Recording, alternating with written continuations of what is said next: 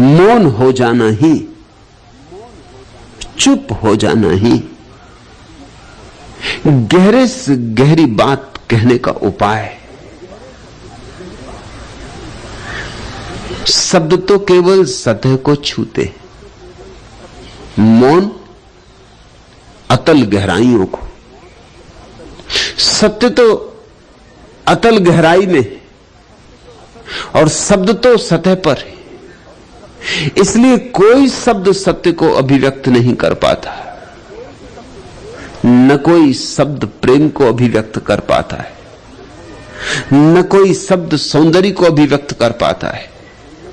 सत्य बड़ा असमर्थ है, बोल ही नहीं सकता, अबोल है। और शब्द भी बड़े असमर्थ है, नपुंसक है। बस काम चलाओ दुनिया में ठीक है, लेन देन की दुनिया में ठीक है। जैसे गहरे चले वैसे ही शब्द व्यर्थ हुए।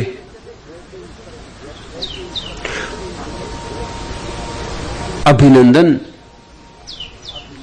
मौन ही होगा। अभिनंदन समर्पण है, झुक जाना है। क्यों सदियों सदियों में लोग प्रार्थना में झुके? क्या तुम सोचते हो पृथ्वी पर सिर रख देने से कुछ धार्मिकता हो जाती? पृथ्वी पर सिर रख देने से कुछ धार्मिकता नहीं हो जाती। लेकिन क्या करे आदमी?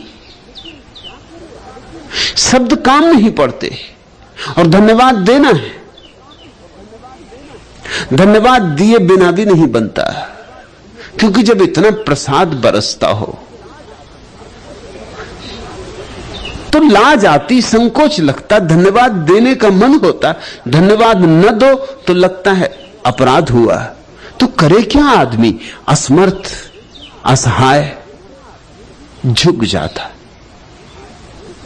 वो झुकना केवल मनुष्य की असमर्थता है, शब्द की असमर्थता है, बोल की असमर्थता है। पृथ्वी पर सिर टेक देता है कि अब और क्या करूं? अर्पित मेरी भावना, इसे स्वीकार करो। तुमने गति का संघर्ष दिया मेरे मन को, सपनों को छवि के इंद्रजाल का सम्मोहन। तुमने आंसू की सृष्टि रची है आंखों में, अधरों को दी है शुभ्र मधुरिमा की पुलकन। उल्लास और उच्छ्वास तुम्हारे ही अवयव। तुमने मरीचिका और तृषा का सृजन किया। अभिशाप बनाकर तुमने मेरी सत्ता को, मुझको पग पग पर मिटने का वरदान दिया। मैं हंसा तुम्हारे हंसते से संकेतों पर। मैं फूट पड़ा लखबंक भ्रुकुटी का संचालन। अपनी लीलाओं से हे विस्मित और चकित। अर्पित मेरी भावना, इसे स्वीकार करो। अर्पित है मेरा कर्म, इसे स्वीकार करो। क्या पाप और क्या पुण्य, इसे तो तुम जानो।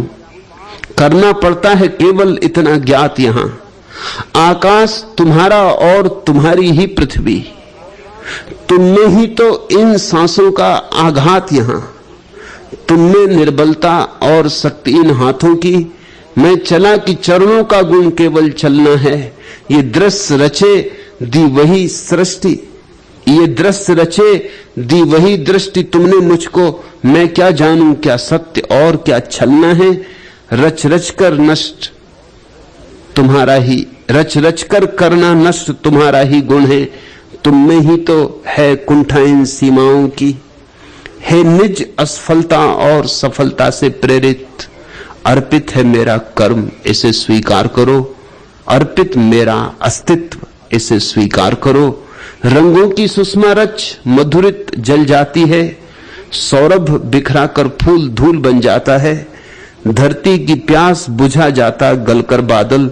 चट्टानों से टकराकर निर्झर गाता है। तुमने ही तो पागलपन का संगीत दिया। करुणा बन गलना तुमने मुझको सिखलाया। तुमने ही मुझको यहां धूल से ममता दी। रंगों में जलना मैंने तुमसे ही पाया।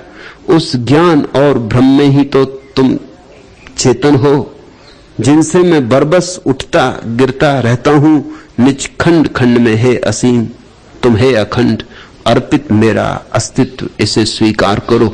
झुको, झुक जाओ पृथ्वी पर, झुक जाओ धूल में। कुछ मंदिरों की तलाश करनी जरूरी नहीं, तुम जहां झुके वहां मंदिर है। तुम जहां अकड़े वहीं तीर्थ खो गया संसार, तुम जहां झुके वहीं तीर्थ बन गया। शब्द तो नहीं कह पाएंगे जगदीश, स्वर नहीं कह पाएंगे, लेकिन मौन झुकने की कला सब कह देती। जो नहीं कहा जा सकता वह भी, जो अव्याख्य है वह भी, जो अनिर्वचनीय है वह भी। ज्ञानी जो नहीं कह पाते भक्त कह जाते।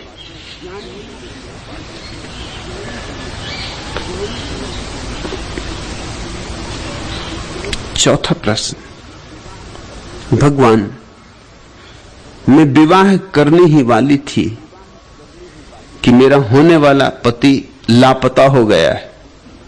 मैं बहुत दुखी हूं, सांत्वना की तलाश में आपके द्वार आई हूं। कमला नाचो, पति समय पे लापता हो गया। उलझन बची, झंझट बची, पीछे बहुत पछतावा होता। लेकिन आदमी का मन ऐसा है कि जो नहीं है उसमें आकर्षण और जो है उसमें विकर्षण।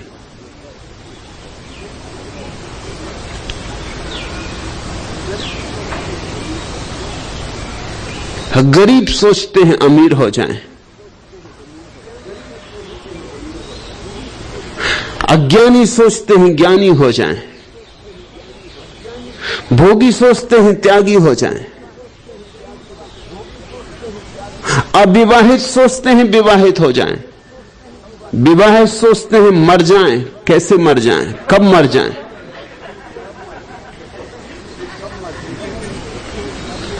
जो नहीं है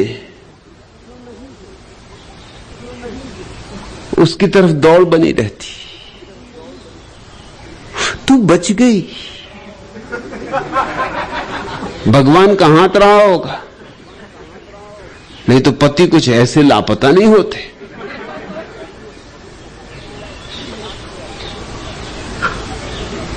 सद्भाग्य है, अब तू कहती सांत्वना दो।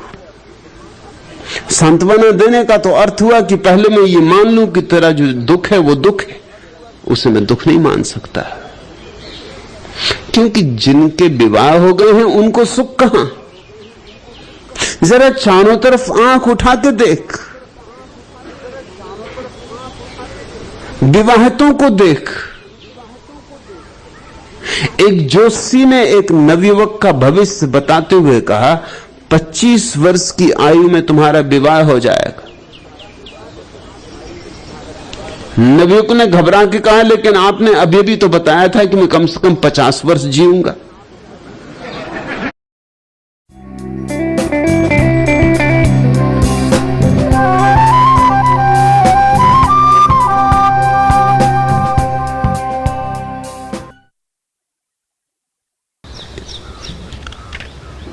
प्रेम में ईर्ष्या क्यों है? में ईर्ष्या हो तो प्रेम प्रेम ही नहीं। फिर प्रेम के नाम से कुछ और ही रोग चल रहा है। ईर्ष्या सूचक है प्रेम के अभाव की। ये तो ऐसा ही हुआ जैसे दिया जले और अंधेरा हो। दिया जले तो अंधेरा होना नहीं चाहिए, अंधेरे का न हो जाना ही दिए के जलने का प्रमाण है। ईर्ष्या का मिट जाना ही प्रेम का प्रमाण है। ईर्ष्या अंधेरे जैसी है, प्रेम प्रकाश जैसा है। इसको कसौटी समझना। जब तक ईर्ष्या रहे तब तक समझना कि प्रेम प्रेम नहीं। तब तक प्रेम के नाम से कोई और ही खेल चल रहा है। अहंकार कोई नई यात्रा कर रहा है। प्रेम के नाम से दूसरे पर मालकियत करने का मजा, प्रेम के नाम से दूसरे का शोषण, दूसरे व्यक्ति का साधन की भांति उपयोग, और दूसरे व्यक्ति का साधन की भांति उपयोग जगत में सबसे बड़ी अनीति है। क्योंकि प्रत्येक व्यक्ति परमात्मा है, प्रत्येक व्यक्ति साध्य है, साधन नहीं। तो भूलकर भी किसी का उपयोग मत करना। किसी के काम आ सको तो ठीक, लेकिन किसी को अपने काम में मत ले आना। इससे बड़ा कोई अपमान नहीं कि तुम किसी को अपने काम में ले आओ। इसका अर्थ हुआ कि परमात्मा को सेवक बना लिया। सेवक बन सको तो बन जाना, लेकिन सेवक बनाना मत। असली प्रेम उसी दिन उदय होता है जिस दिन तुम इस सत्य को समझ पाते हो कि सब तरफ परमात्मा विराजमान है। तब सेवा के अतिरिक्त कुछ बचता नहीं। तो प्रेम तो सेवा है, ईर्ष्या नहीं। प्रेम तो समर्पण है, मालकियत नहीं। पूछा है प्रेम में ईर्ष्या क्यों है, लेकिन प्रश्न पूछने वाले की तकलीफ में समझ सकता हूं। 100 में 99 मौके पर जिस प्रेम को हम जानते हैं वो ईर्ष्या का ही दूसरा नाम है। हम बड़े कुशल हैं। हम गंदगी को सुगंध छिड़क के भुला देने में बड़े निपुण हैं। हम घावों के ऊपर फूल रख देने में बड़े सिद्ध हैं। हम झूठ को सच बना देने में बड़े कलाकार हैं। तो होती तो ईर्ष्या ही है, उसे हम कहते प्रेम है। ऐसे प्रेम के नाम से ईर्ष्या चलती है। होती तो घृणा ही है, कहते हम प्रेम है। होता कुछ और ही है। एक देवी ने और प्रश्न पूछा है कि मैं सूफी ध्यान नहीं कर पाती और न मैं अपने पति को सूफी ध्यान करने दे रही हूं, क्योंकि सूफी ध्यान में दूसरे व्यक्तियों की आंखों में आंख डाल के देखना होता है। वहां स्त्रियां भी हैं, और पति अगर किसी स्त्री की आंख में आंख डाल के देखे और कुछ से कुछ हो जाए तो मेरा क्या होगा। और वैसे भी पति से मेरी ज्यादा बनती नहीं।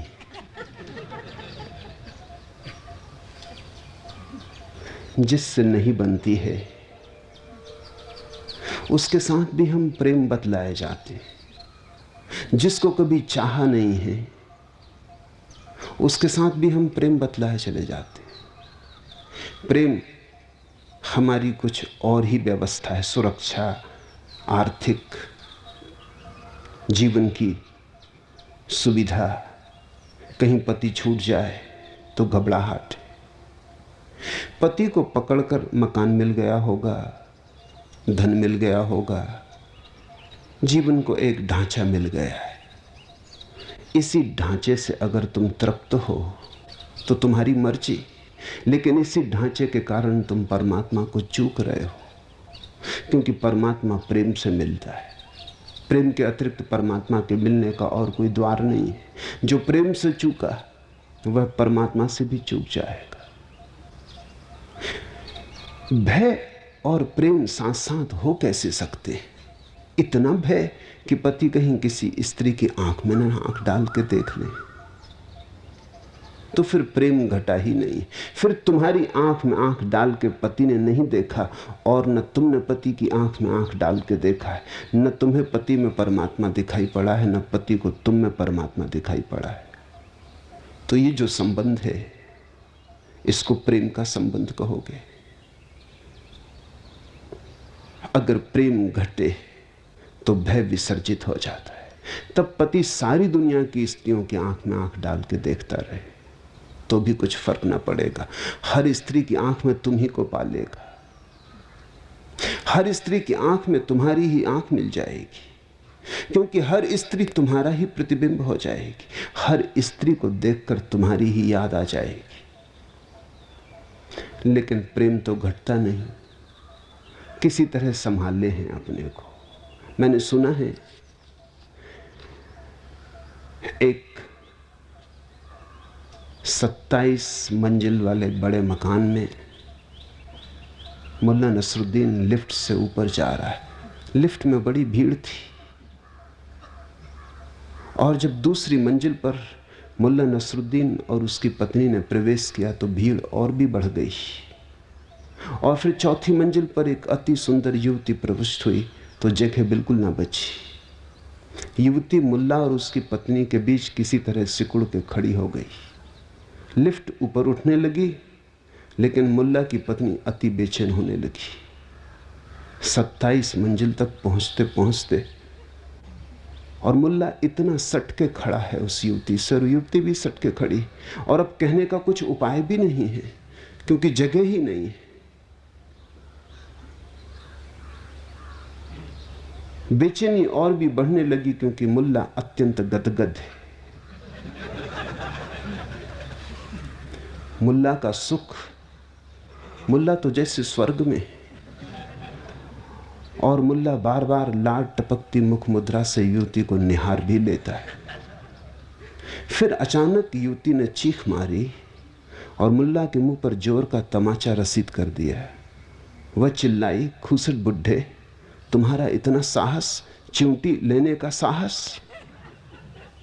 लिफ्ट में सन्नाटा हो गया। अगली मंजिल पर मुल्ला अपना चेहरा सहलाता हुआ पत्नी के साथ लिफ्ट से उतरा। लिफ्ट के बाहर उसकी बोलती लौटी। वह बोला, मैं समझा नहीं कि हुआ क्या, मैंने चिमटी ली ही ना थी। मुझे मालूम है। पत्नी ने अत्यंत प्रसन्नता से गदगद होते हुए कहा, चिमटी मैंने ली थी। ऐसे ही तुम्हारे सब प्रेम के संबंध हैं, एक दूसरे पर पहरा है, एक दूसरे के साथ दुश्मनी है। प्रेम कहां? प्रेम में पहरा कहां? प्रेम में भरोसा होता है, प्रेम में एक आस्था होती है, प्रेम में एक अपूर्व श्रद्धा होती है। ये तो सब प्रेम के ही फूल हैं, श्रद्धा, भरोसा, विश्वास। प्रेमी अगर विश्वास न कर सके, श्रद्धा न कर सके, भरोसा न कर सके, तो प्रेम में फूल खिले ही नहीं। ईर्षा, जलन, वैमनस, द्वेष, मत्सर तो घृणा के फूल हैं।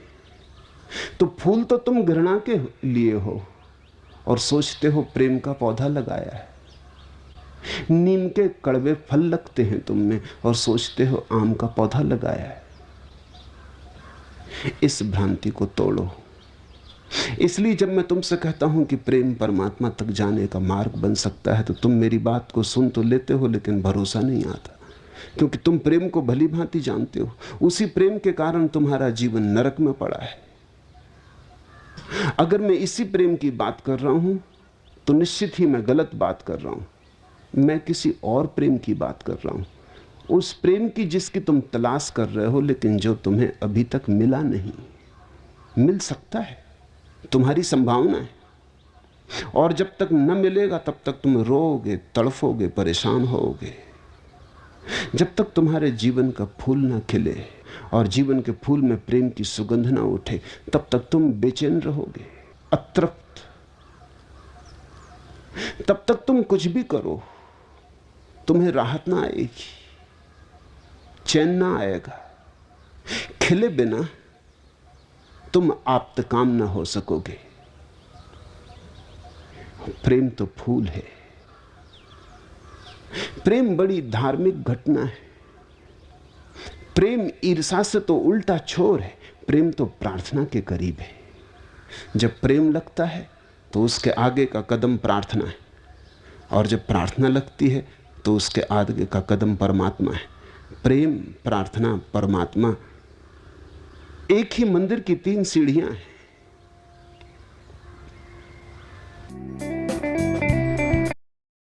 लोग कहने लगते हैं कि ईश्वर नहीं है, तो 2-3 हजार वर्ष की शिक्षा से अगर कहने लगे हों कि ईश्वर है, तो इसमें कोई फर्क है? दोनों बातों में कोई भी फर्क नहीं है। अगर उनकी बात सिखाई हुई है तो हमारी बात भी सिखाई हुई है। अगर उनका जो है वो प्रचार है तो हम जो जानते हैं वो भी प्रचार है। हिंदू घर में एक तरह का प्रचार होता है, मुसलमान घर में दूसरे प्रकार का, जैन घर में तीसरे प्रकार का। 3 प्रचारों का परिणाम होता है कि 3 तरह के लोग खड़े हो जाते हैं, और अलग अलग धर्मों का अलग अलग प्रचार है। ये जिसको आप ज्ञान समझ रहे हैं, ये ज्ञान है या कि कोई प्रोपेगेंडा है या कि कोई प्रचार है? और अगर आपका ये ज्ञान है तो रूस में जो है वो अज्ञान कैसे हो गया? वो भी तो एक प्रचार है, वो भी तो एक प्रोपेगेंडा है। वहां की हुकूमत समझा रही है लोगों को ईश्वर नहीं है, तो लोग दोहराने लगे कि ईश्वर नहीं है। बच्चे को बचपन से सिखाइए कि ईश्वर नहीं है, तो वो दोहराने लगता है ईश्वर नहीं है। सिखाइए ईश्वर है, दोहराने लगता है ईश्वर है। मेरा कहना यह नहीं है कि इसमें कौन सही है कौन गलत है। मेरा कहना यह है जो भी सिखाया जाता है वो सही नहीं हो सकता। सिखाया हुआ और जाने हुए में फर्क है। एक अनाथालय में मैं गया था, वहां के संयोजकों ने मुझसे कहा कि हम इन बच्चों को धर्म की शिक्षा देते हैं। तो मैंने पूछा कि धर्म की शिक्षा कैसे हो सकती है? मेरी समझ में नहीं आया आज तक कि धर्म की शिक्षा कैसे हो सकती है। धर्म की साधना हो सकती है, शिक्षा नहीं हो सकती। धर्म की शिक्षा नहीं हो सकती, धर्म की साधना हो सकती है। मैंने पूछा लेकिन कैसी शिक्षा होती है? विज्ञान की शिक्षा हो सकती, धर्म की शिक्षा नहीं हो सकती। पूछा है इसमें प्रश्न। विज्ञान की शिक्षा इसलिए हो सकती है, साइंस की शिक्षा हो सकती है, क्योंकि साइंस का संबंध बाहर से है। धर्म की कोई शिक्षा नहीं हो सकती, धर्म का संबंध भीतर से है। साइंस सिखाई जा सकती है क्योंकि साइंस ज्ञान नहीं है, साइंस इंफॉर्मेशन है, सूचना है। बाहर के संबंध में कुछ बातें सिखाई जा सकती, बाहर के संबंध में बाहर से सिखाया जा सकता है, भीतर के संबंध में बाहर से कैसे सिखाया जा सकता है? तो विज्ञान की शिक्षा हो सकती है, धर्म की कोई शिक्षा नहीं हो सकती। हाँ, हिंदू की शिक्षा हो सकती है, मुसलमान की शिक्षा हो सकती है, जैन की, ईसाई की शिक्षा हो सकती है, क्योंकि ये धर्म नहीं है। इनकी शिक्षा हो सकती है, बाइबल की शिक्षा हो सकती है, गीता की और कुरान की शिक्षा हो सकती है। धर्म की कोई शिक्षा नहीं हो सकती। अगर धर्म की शिक्षा हो सकती तो हमने दुनिया को धार्मिक कभी का बना लिया होता। हमने स्कूल खोल दिए होते, विद्यालय खोल दिए होते, दुनिया धार्मिक हो गई होती। जीवन में जो भी गहरा है उसकी कोई शिक्षा नहीं होती। प्रेम की कोई शिक्षा हो सकती? कोई स्कूल हो सकता है जहां हम प्रेम करना सिखा दें लोगों को? और अगर ऐसा कोई स्कूल हो जहां हम प्रेम करना सिखा दें, तो आप पक्का मान लेना उस स्कूल से सीखे हुए बच्चे फिर कभी प्रेम ना कर सकेंगे, क्योंकि वो बच्चे एक्टिंग करना सीख जाएंगे, प्रेम की वो अभिनय करना सीख जाएंगे, वो सब भांति सीख जाएंगे कैसे प्रेम किया जाए। और जो सब भांति सीख जाता है कैसे प्रेम किया जाए, उसके जीवन में फिर प्रेम का अंकुर कभी नहीं खिलता, क्योंकि वो अभिनय से तृप्त हो जाता है। वो प्राण उसके कभी प्रेम से नहीं भर पाते। अभिनेता कभी प्रेम नहीं कर पाते, हालांकि दिन रात वो धंधा प्रेम का करने का करते। अभिनेता कभी, एक्टर कभी प्रेम नहीं कर सकता, कर नहीं पाएगा। एक्टिंग इतनी ज्यादा सीख लेगा कि वास्तविक प्रेम के झरने सूख जाएंगे, निकल नहीं पाएंगे। तो प्रेम सिखाया नहीं जा सकता। जब प्रेम नहीं सिखाया जा सकता तो परमात्मा कैसे सिखाया जा सकता है? परमात्मा तो प्रेम से बहुत प्रगाढ़, बहुत गहरा है। धर्म कैसे सिखाया जा सकता है? जीवन में जो भी श्रेष्ठतम है वो सिखाया नहीं जाता। तो मैंने उनसे कहा कि कैसे सिखाते होंगे? उन्होंने कहा कि आप पूछ लें, कोई भी प्रश्न पूछ लें। मैंने उनसे कहा आप ही पूछें, मैं सुनूंगा। उन्होंने बच्चों से पूछा कि ईश्वर है? उन सब बच्चों ने हाथ हिला दिए कि हाँ ईश्वर है। आत्मा है? उन बच्चों ने हाथ उठा दिए, आत्मा है। जैसा वो गणित सीख गए थे वैसे ये बातें भी सिखा दी गई थी। छोटे छोटे बच्चे, उन पर मुझे दया आने लगी। उनसे पूछा आत्मा कहाँ है? उन्होंने सबने हाथ उठा के अपनी छातियों पर रख दिए कि यहां। मैंने एक छोटे से बच्चे से पूछा हृदय कहाँ है? उसने कहा ये तो हमें बताया नहीं गया। आत्मा कहाँ है? तो उसने कहा यहाँ। मैंने पूछा हृदय कहाँ है? उसने कहा ये तो हमें बताया नहीं गया, ये तो हमारी किताब में नहीं है। इन बच्चों को हमने सिखा दिया ईश्वर है, ये हाथ हिलाने लगे। ये कितनी झूठी बात हमने इनको सिखा दी। इन्हें कुछ भी पता नहीं है ईश्वर के होने का।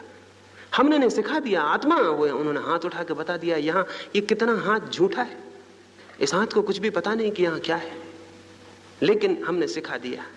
अब ये सीख लेगा अच्छी तरह से, जिंदगी भर दोहराता रहेगा यही। इसको ज्ञान कहिएगा, ये ज्ञान है। जब भी जिंदगी में सवाल उठेगा ईश्वर है, इसकी सीखी हुई बात भीतर से बोलेगी हाँ है, और ये जानता नहीं है, और इसको भ्रम पैदा होगा कि मैं जानता हूं। और जब भी कोई पूछेगा आत्मा है, ये कहेगा है। ये वही बच्चा है सिखाया हुआ, बूढ़ा भी हो जाएगा। और जब भी सवाल उठेगा आत्मा कहाँ है, इसका हाथ मशीन की तरह यहां चला जाएगा और कहेगा यहां। ये सब सीखी हुई झूठी बातें। ये हाथ झूठा है, ये हां ईश्वर के प्रति झूठी है, ये जानता तो नहीं। इसको धर्म की शिक्षा कहते हैं।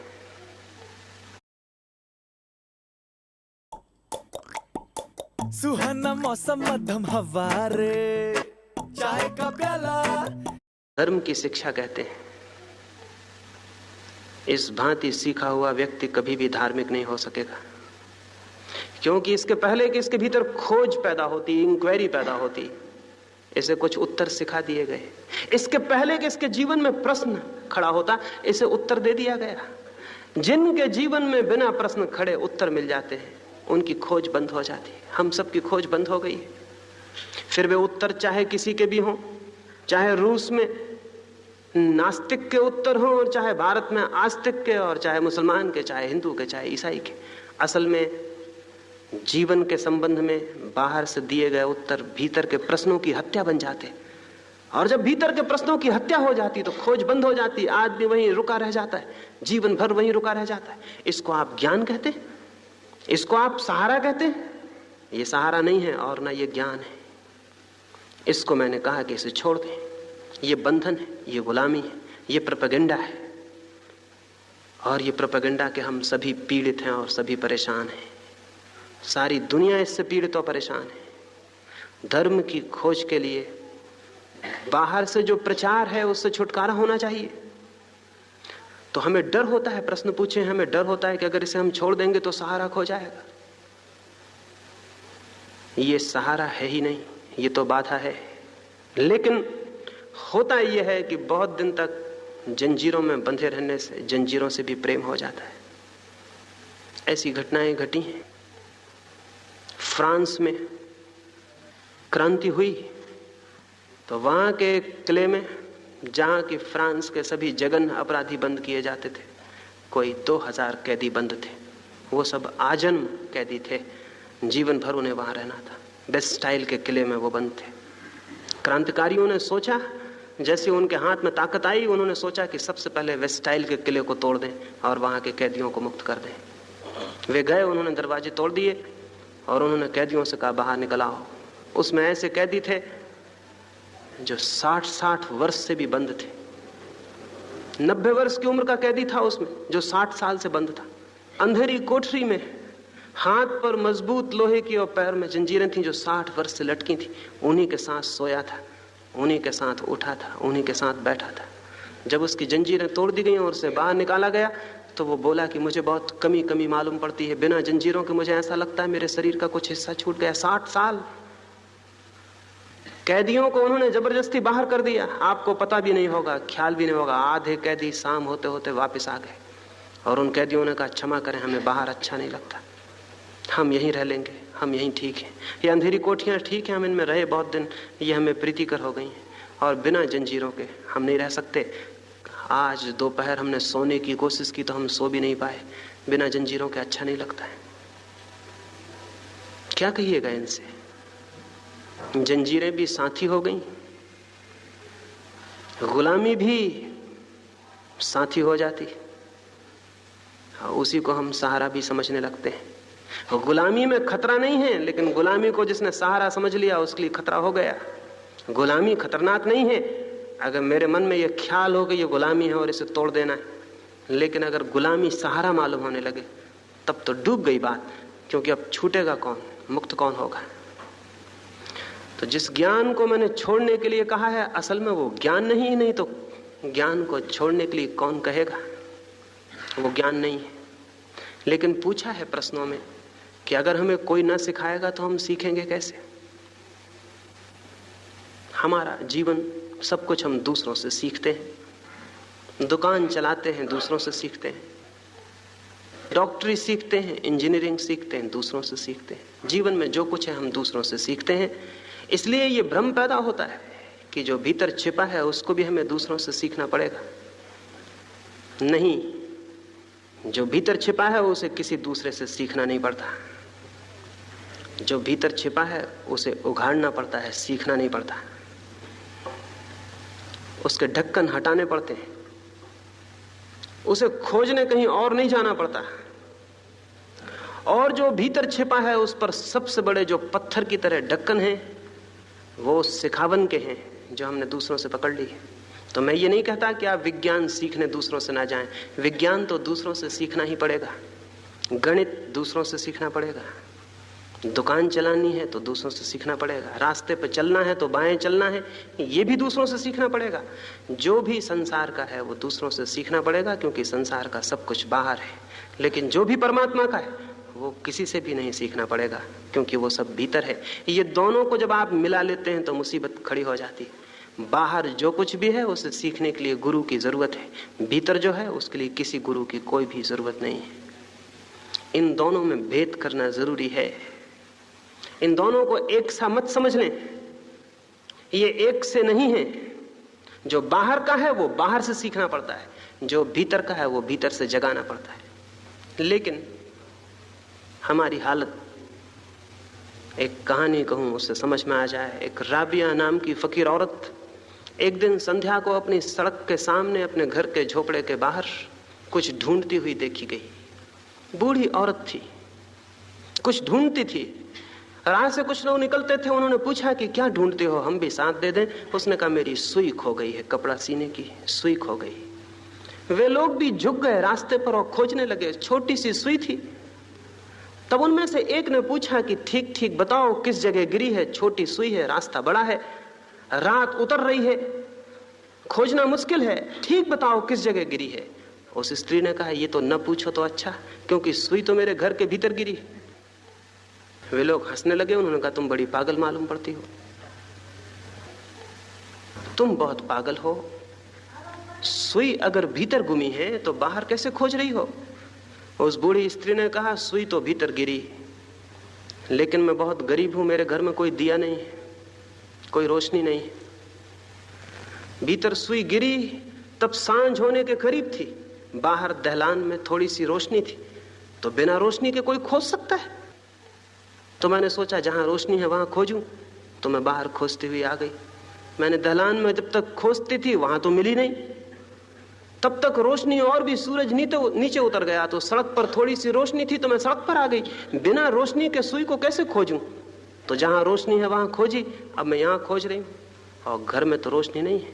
तो उन लोगों ने कहा तुम बहुत पागल मालूम पड़ती हो, सुई जहां है वहां रोशनी ले जाओ, जहां रोशनी है वहां खोजने से क्या होगा अगर वहां कोई ही नहीं है।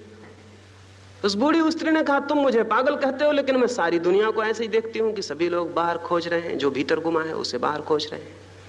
तो मैं तो दुनिया जैसा करती है वैसे ही मैं कर रही हूं। सभी लोग बाहर खोज रहे हैं उसे जो भीतर गुमा है। असल में हमारी आंखें बाहर खुलती हैं, हाथ बाहर फैलते हैं, कान बाहर सुनते हैं, हमारी सभी इंद्रियों के द्वार बाहर खुलते हैं। इसलिए हम बाहर खोजना शुरू कर देते हैं बिना इस बात को जाने हुए कि जिसे हम खोज रहे हैं वो कहाँ है। अगर आप पदार्थ को खोज रहे हो तो खोज ठीक है, वो बाहर है। अगर आप चांद तारों पे जाने की कोशिश कर रहे हो तो ठीक कोशिश है, बाहर खोजना होगा, यान बनाने होंगे और चांद तारों पे जाना होगा। इसलिए विज्ञान की खोज तो ठीक है, क्योंकि जिसे वो खोज रहा है वो बाहर है। लेकिन जब कोई मनुष्य आत्मा को खोजने लगता है बाहर, तो गलती में पड़ जाता है।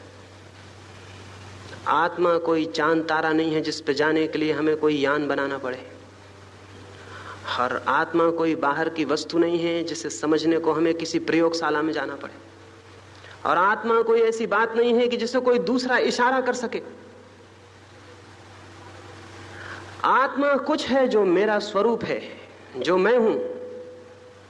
इसलिए यदि मैं परिपूर्ण रूप से शांत होकर भीतर देख सकूं तो उसे पा लिया जाएगा। यदि मैं परिपूर्ण मौन होकर भीतर ठहर सकूं तो उसे खोज लूंगा। इसलिए सवाल ये नहीं है कि कोई मुझे वहां ले जाए, सवाल केवल इतना है कि क्या मैं भीतर शांत होकर देखने में समर्थ हूं। और ये हमारा तथाकथित ज्ञान हमें भीतर नहीं ले जाता, बाहर अटकाता है, किसी शास्त्र में उलझा देता है, किसी सिद्धांत में, किसी वाद में, किसी इज्म में, किसी आइडियोलॉजी में बाहर उलझाता है। और फिर उस उलझन में, उस शब्द में और शास्त्र में और सिद्धांत में, विचार में, उसके ऊहापोह में हम जीवन को व्यतीत करते हैं। स्मरण रखिए, शब्दों में शास्त्रों से ज्यादा और शब्दों से ज्यादा और क्या है, हो भी नहीं सकता कुछ ज्यादा। सत्य है भीतर, शास्त्रों में है शब्द। और स्मरण रखिए कि शास्त्रों के ज्ञान को सीखकर आपके भीतर शब्दों की संपदा बढ़ सकती है, लेकिन शब्दों की संपदा जितनी बढ़ जाती है भीतर और विचार जितने ज्यादा संग्रहित हो जाते हैं भीतर, उतना ही भीतर मौन और शांत होना असंभव हो जाता है, कठिन हो जाता है। भीतर मौन होने के लिए शब्द छोड़ने होंगे, विचार छोड़ने होंगे, निशब्द और निर्विचार में ठहरना होगा। तो आप जिनको सहारा कहते हैं, मैं उनको बाधा कहता हूं। सब शब्द बाधा है, वो मेरा हो या किसी और का। अगर उसे पकड़ लेते तो भीतर निशब्द होना असंभव हो जाएगा। निशब्द हो जाएं, मौन हो जाएं तो जाना जा सकता है। और पंडित इतना ज्यादा शब्दों से भर जाता है कि वो तो कभी मौन नहीं हो पाता। वो तो रात भी सपने देखता है शास्त्रों के, और दिन में भी उसी ऊहापोह में होता है। दिन रात रटता है, रटता है, रटता है। एक आध शब्द को पकड़ लेता है, राम राम राम राम, तो राम राम ही रटता रहता है। कोई सूत्र पकड़ लेता है, उसे रटता रहता है। या फिर शब्द और विचार इकट्ठे कर लेता है और उन इकट्ठे विचारों की पुंजीभूत करता जाता है। और जितने विचार बढ़ते जाते हैं सोचता है कि मैं ज्ञान को उपलब्ध हो रहा हूं। नहीं, ज्ञान उपलब्ध विचारों के संग्रह से नहीं होता, बल्कि जहां कोई विचार नहीं होता, उस शांत और निस्तब्ध अवस्था में ही ज्ञान उत्पन्न होता है। विचारों का संग्रह ज्ञान नहीं है, विचारों का मौन हो जाना ज्ञान है। इसलिए जिसे मैंने कहा कि ज्ञान को छोड़ दें, वो ज्ञान नहीं है, वो केवल शब्द की संपदा है। उसमें जो भटकता है वो भटकता चला जाता है।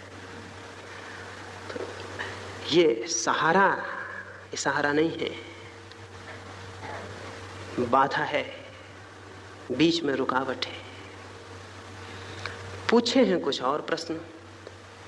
पूछा है कि मंदिर है, पूजा है, जप है, मूर्तियां हैं, क्या इन सब में धर्म नहीं है?